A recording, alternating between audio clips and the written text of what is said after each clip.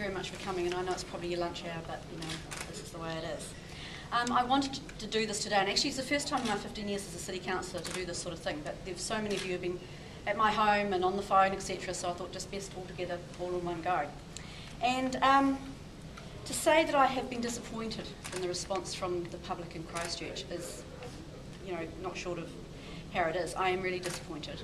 And I never realised there would be such a reaction to something that I felt was absolutely so positive. And having been over in the USA, in San Diego, and the media and the people over there and the welcoming I had was absolutely amazing. I have never, once again, experienced that in my life. And I think for the small amount of funding that I used from this council to go on this trip, which is the only trip I've ever taken in 15 years on council funds, has well been worth it. I featured in the morning, the first morning I arrived on the beach at 6 o'clock, and I thought I'd have a quiet look around with nobody around. Unsuspecting of me, the local C6 News was there, and Guy Rubin, and he heard my accent and he just surrounded me and wanted to talk about Christchurch and the Garden City and what we were planning to do with this event. Then we also had Fox News came down, and in the evening the Fox News also came down and asked us, we did a sand drawing in the sand of the sun and for the weather report there.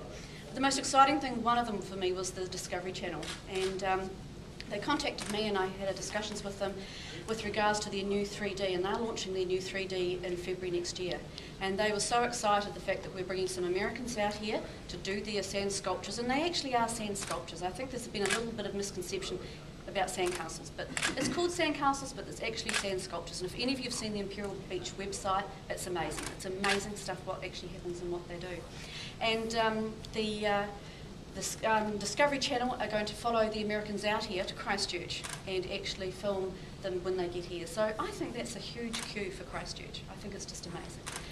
When I got asked up on, actually you can see here I have the t-shirt. I was actually an honorary judge at the event. They asked me to judge. I was only a training one. I wasn't perfected, but I got all the information. We did a whole training session from 6 o'clock in the morning till 7, and were given all the instructions. We were also amazingly given, which the judges had to have a committee meeting about this before they would give me the documentation that just works through the process, what they look for, how they go about it, the parameters, the creativity, and everything that's involved with judging these sculptures. These people are deadly, deadly serious in what they do. They really are. The other thing, on the Saturday around 1 o'clock, the chairman of the committee, Debbie Longy, got a radio call up from the County Sheriff and was asked to come into the office. She was terrified. She said, this has never happened before. I don't know what's happening. Something serious must be going on. And she was told to bring me with her. So we went down there and we were asked into the operations room, and they welcomed me from Christchurch and said once again they were happy to share with me their whole operational that they use to do these events. That included the fire service, animal control, which I had never thought to include animal control, the police and security and everything. So that was an amazing situation too, and the committee just couldn't believe it. That's the first time they'd experienced in that sort of situation. So this here, less the undercover stuff, is all their operational of how they actually work these sort of events. So that was just really amazing. The other thing for me is when I was invited up onto the stage, and I was invited onto the stage to do the prize giving, and 2 or 3 people started, and there was 200,000 people. There's 350,000 people over the day, which just blew me away. I've never seen anything like it. At the prize giving, I stood up there and they started shouting, Kiwi, Kiwi, and it was just absolutely moving. We did the prize giving, and the team that won is a team of 10 people, and they worked solidly on that beach for 5 hours in the sun and created an amazing sculpture. When they came up on stage, one of them was an elderly gentleman that brought his 3 little grandchildren up with him. And he stood there and he was so excited, we've won, and then someone said to him, what next? And there was actually tears came down his eyes, and he said, I'm going to New Zealand. I'm going to Christchurch in New Zealand. And it was just absolutely amazing. So for me, I think that this trust is onto a real winner for this city. And I think it's going to be something fabulous, it's going to be fun, and it's going to actually bring people together, and especially families. You know, give them an opportunity to just go out there and have some fun and experience it, but also the good stuff as well, to see how creative this sort of thing can be. So why though do you think it should have been you that week? What about why not send the person who's actually going to run it? Well, at the end of the day, I started this back in March. I actually applied for this funding 5 months ago, so I'm not surprised the Mayor couldn't really remember that long ago. 5 months ago, I'd been talking with Mr Brian Kelly for a long, long time about the sandcastles, and what had actually happened, I was down at New Brighton watching the buskers, and there was people everywhere, and I thought, hey, you know, this is really great. This is the only thing that really happens is Brighton is bringing people down to New Brighton is events.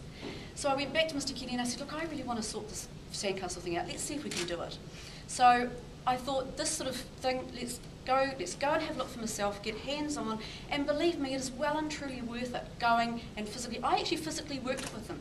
I worked alongside Debbie all day, every day, even to the final end at 9 o'clock when the street sweepers come through and cleaned up the thing. And that's why I thought, you know, I want something that's going to happen in my area, in my ward, for my people. Some good economic development, and I think that brings people down to New Brighton, and I think this is going to do it. So that's why I decided I'd do it. So I decided to go, even before we'd formed a trust or done anything else. So you would have paid for it out of your own pocket, Gail, if you hadn't been given the funding, would you? Yes, I would have. Yeah. Have you considered giving the money back? No, I haven't, because I believe that I've done the right thing. I believe that this is absolutely going to benefit my community in Burwood-Pegasus. I really do. But the sad thing for me, I got home yesterday, I've read all the media and that's been going on, which, you know, I mean, Councillor Williams went to the Antarctic on $4,000. Is it because she went to the cold and I went to the hot? I don't know. It just seems crazy. What's the difference? And so for me, I had a meeting yesterday afternoon with my family. I had come in and visited the Mayor this morning, and after speaking with my family, I have my registration form for City Council for this term on my desk. And as of 5 o'clock yesterday afternoon, it's actually gone in the rubbish. I'm actually retiring. So, sorry guys, I'm finishing up as a city councillor. Is this the last straw, do you think? Well, it just saddens me that people can be so nasty. And you know, there's no need for it. It's not going to stop me doing it, because I will still work hard to achieve that. It's not going to stop me doing that. But I just think I want to be involved in positive things. You know, just being there and listening to the positiveness and the media and how they react to things, you know, it's wonderful. And that's what I want to be. I don't want this negative, nasty stuff.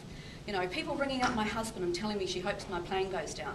People ringing up on the phone and abusive and hanging up. Those people are so narrow-minded and ignorant. They will not even give me the opportunity to leave their name and number and let me speak to them and explain my side of it. I find that really hard to take.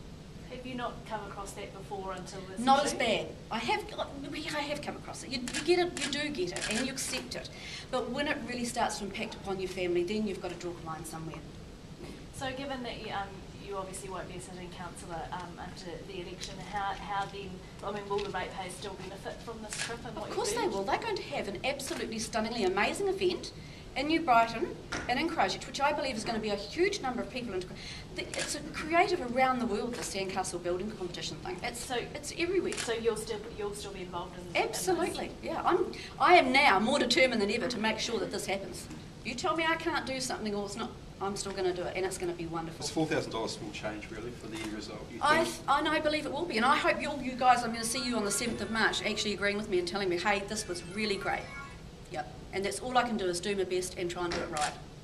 There's been quite a lot of community concern about decisions that council's made around spending. Do you think that you've borne the brunt of that? I probably have. Well, look, it's election year.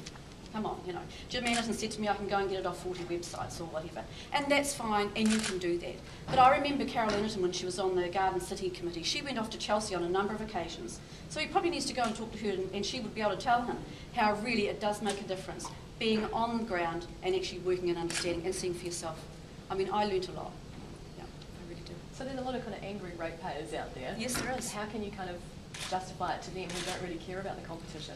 Well, they may not care about the competition, but I mean, you know, at the end of the day, there's more than, you've got to actually look outside your own self. You know, it's not all about just about you and how you feel. This is a whole community and a whole city. And, you know, we are lucky. We have a wonderful city. And when you travel overseas, it just is mind-boggling how everybody knows how wonderful Christchurch in New Zealand is. It just blows them away.